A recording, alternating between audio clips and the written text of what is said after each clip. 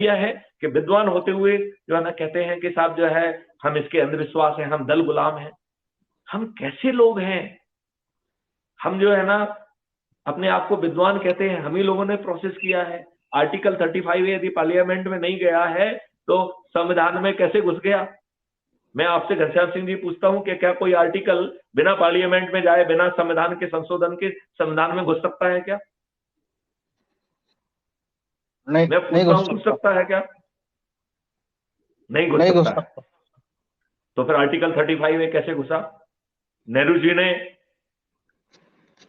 Doctor Rajendra Prasad के द्वारा 8 point लिख के विरोध किया गया कि नहीं साहब ये संवैधानिक नहीं है, और नेहरू जी ने उसका जवाब दिया। उसका उनका दुष्टापूर्वक जवाब सुनना चाहोगे? उन्होंने क्या लिखा?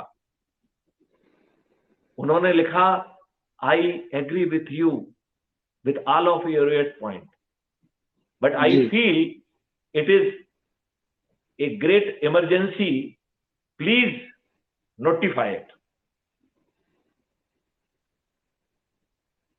क्या ये पत्र शुद्ध दुष्टता नहीं है? और कहीं ना कहीं डॉक्टर राजेंद्र प्रसाद नेहरू से दब नहीं गए हैं? चलो जो भी हुआ, नोटिफिकेशन कर दिया है। तो नोटिफिकेशन जो है, एक ही परिस्थिति जो है ना दी गई है कि यदि पार्लियामेंट सेशन में ना हो तो आप ऑर्डिनेंस जारी कर सकते हैं, और यदि वो भी पार्लियामेंट में 6 महीने में पास नहीं होता है तो वो ऑर्डिनेंस लेफ्ट कर जाता है। तो भाई साहब आर्टिकल 35 ये कैसे सरवाइव किया? और हमारे जो विद्वान अपनी विद्वत्ता का गाना गाते नहीं थकते हैं, मैं उन विद्वानों से पूछता हूं कि भाई साहब आप क्या कर रहे थे? और हम कितने दुष्ट विद्वान हैं कि हमारे देश का इतिहास बदल दिया गया, और जिन्होंने दुष्टापूर्वक जो है ना इतिहास हमारा बदला, उनको पद्म श्री, पद्म भूषण और पद्म विभूषण से सुशोभित किया गया।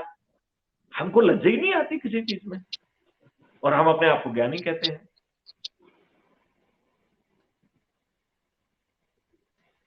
आपको नहीं लगता है कि चाहे वो पॉलिटिकल दुष्टता हो या विद्वत्ता वाली दुष्टता हो, देशभक्ति वाली दुष्टता हो, हम सब लोग दुष्टों का समूह बन गए हैं और हमें अपनी दुष्टता पे लज्जा नहीं आती?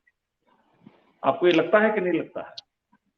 हाँ, मतलब पूरे, मतलब कंक्लूजन कंक्लूजन है एक तरह का जो आप बता रहे हैं ना, कि बाकी देखो में। यार, इंजीनियर घनश्याम सिंह जी, आप बहुत अच्छे इंसान हैं।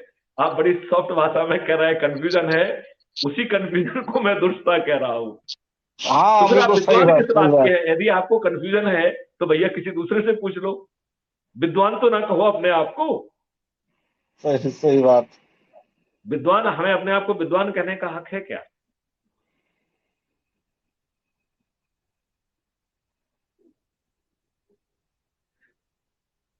शालिग्राम जी, अब मैं आपकी प्रतिक्रिया लेना चाहूंगा।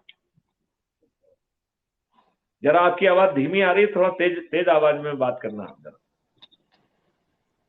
सर आपने सब कुछ क्लियर कर दिया है। थोड़ा सा तेज बोलना पड़ेगा, आपकी आवाज बहुत धीमी आ रही है। वो आवाज है ही नहीं सर, क्लियर आवाज नहीं है। आप जितना तेज बोल सकते हो उतना तेज बोलिए जरा। चाहो तो उसको पास में ले लीजिए, या अपने जो है ना मुंह को जो है ना उसके जो माइक्रोफोन के पास में ले जाइए, तो मेरे ख्याल से थोड़ी सी आवाज बढ़ जाएगी, तो जो बाद में इस रिकॉर्डिंग को सुनेगा उसको आनंद आएगा। आवाज सर इससे ज्यादा हो नहीं पा रही। अच्छा चलिए, आप इसी में कहिए, हम सुनने की कोशिश करते हैं। नहीं, आपने इसको क्लियर कर दिया सब, और हमारे घनश्याम जी इसको समझ गए होंगे, और हम लोग सब मिलजुल के काम कर ही रहे हैं। इन दुष्टता को आगे दूर करना ही होगी सर। बहुत सुंदर बात कही। आप जो है शालिग्राम जी, देश की जनता को क्या संदेश देना चाहते हैं? हमारी बातों पर चलें और इसको संगठन को मजबूत बनाए, जोड़ें, अपने इन राजनेताओं को पराजित कर अपना भविष्य बनाएं।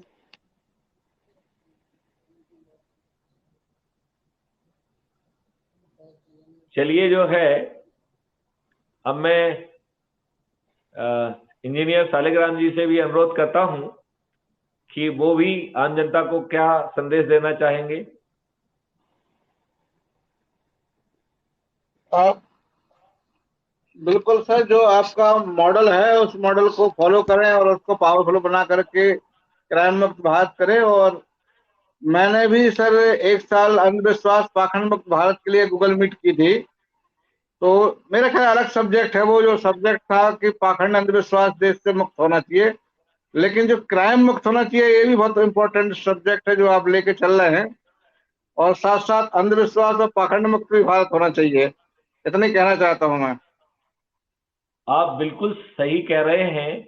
जब वैदिक ज्ञान आपकी शिक्षा में घुस जाएगा और सब चारों तरफ रिसर्च एंड डेवलपमेंट हब के साथ आप विश्वगुरु बनेंगे, तो मुझे लगता है अंधविश्वास और पाखंड के लिए, दोनों के लिए जगह ही नहीं बचेगी।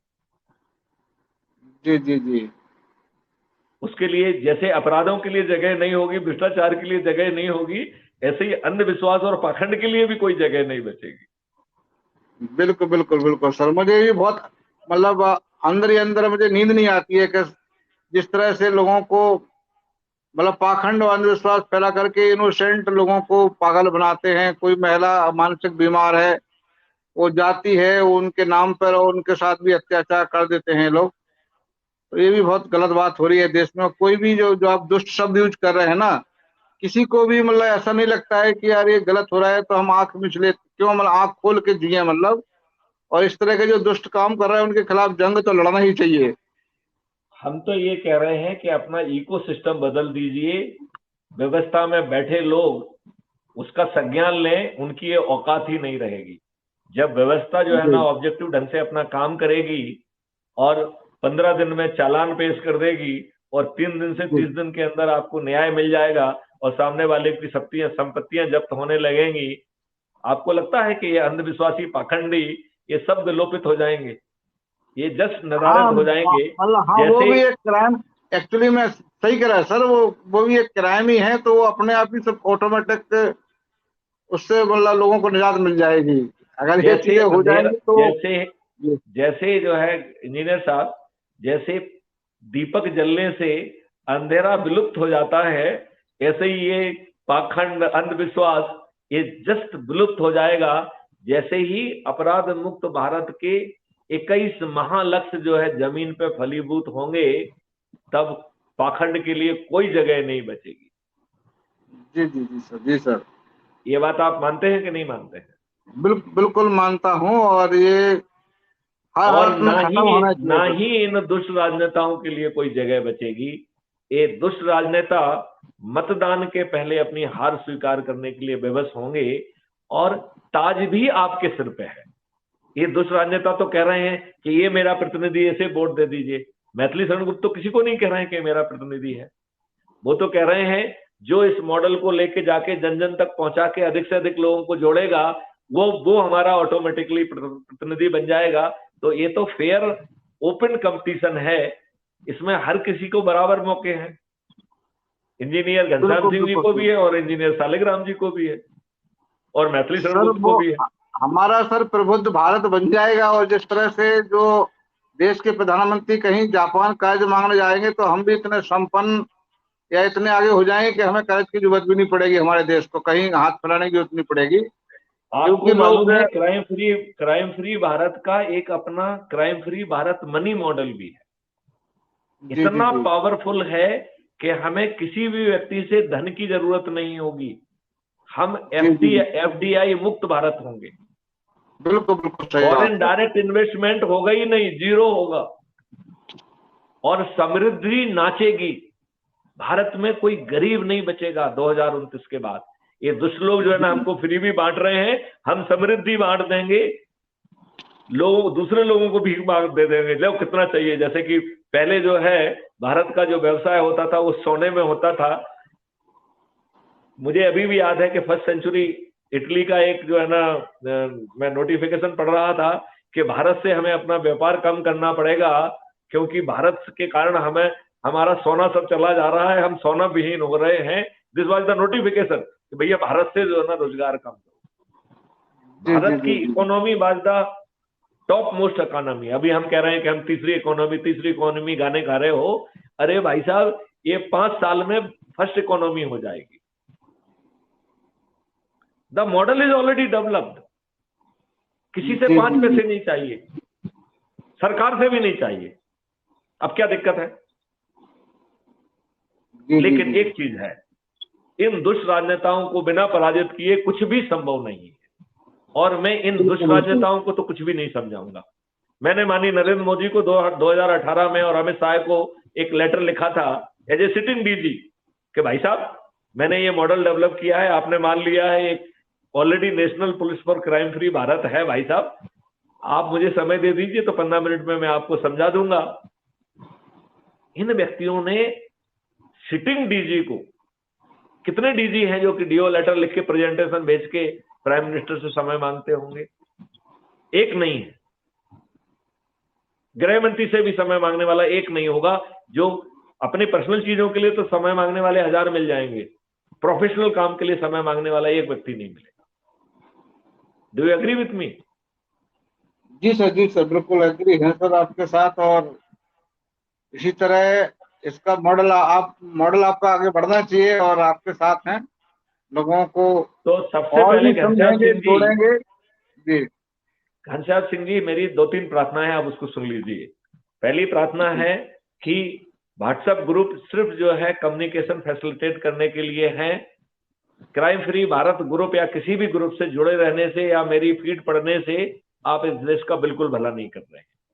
तो सबसे पहली आवश्यकता है कि लिंक से, वेबसाइट से, जिस माध्यम से हमने 2-3 माध्यम समझाए हैं, उससे आप क्राइम फ्री भारत ऐप को डाउनलोड करके उससे जुड़ जाइए। ये पहला सबसे जरूरी कदम है। दूसरा कदम है कि जब आप जुड़ जाएंगे तो आपके प्रोफाइल में आपकी आइडेंटिटी कार्ड है और उसके नीचे 4 ऑप्शन दिए गए हैं। तो पहला ऑप्शन है शेयर ऑन व्हाट्सएप। तो आप व्हाट्सएप पे जितने भी आपके ग्रुप जुड़े हुए हैं, एक बार में व्हाट्सएप